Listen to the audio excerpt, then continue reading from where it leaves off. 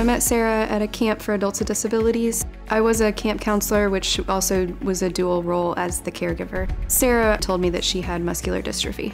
She was in a power wheelchair. The camp is really focused on accepting any disability to be able to come and experience an outdoor lifestyle. There was horseback riding and archery, zip lining. As her caregiver, it was really rewarding to allow her to have those experiences and to see the smiles on her face. We would take care of all of her needs.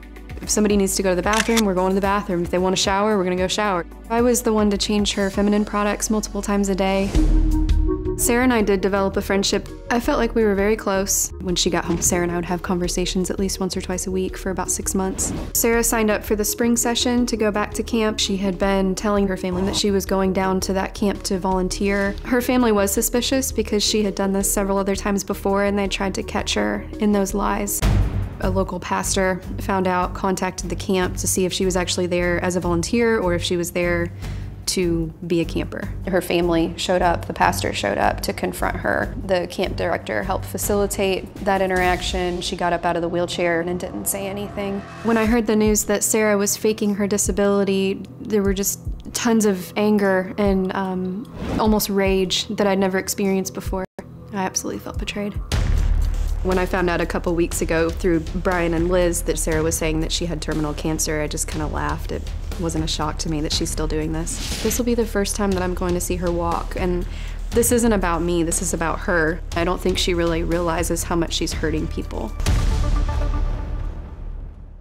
Well, Bethany, thank you for being here, number one, and thank you for what you do in that camp and helping people, number two. That is really a gracious thing for you to do. Thank you.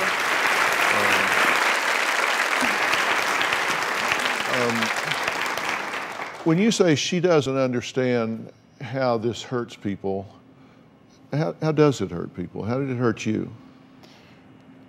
Well, first, it violated my trust completely. I mean, if somebody comes into a camp like that and says that I have muscular dystrophy or a different disease, I'm not going to question that. And now it kind of makes me want to question people that shouldn't have to be questioned. So that was the first violation. And then second, just violating my ability as a caregiver. You know, I was giving 200% of my attention to her. Everything that she wanted me to do was so much more physically involved than any of the other clients that I had dealt with. The things that I had to do for her that week, even down to changing her feminine products, you know, that's something that I can't even fathom being in a situation like that, to ask someone to do that.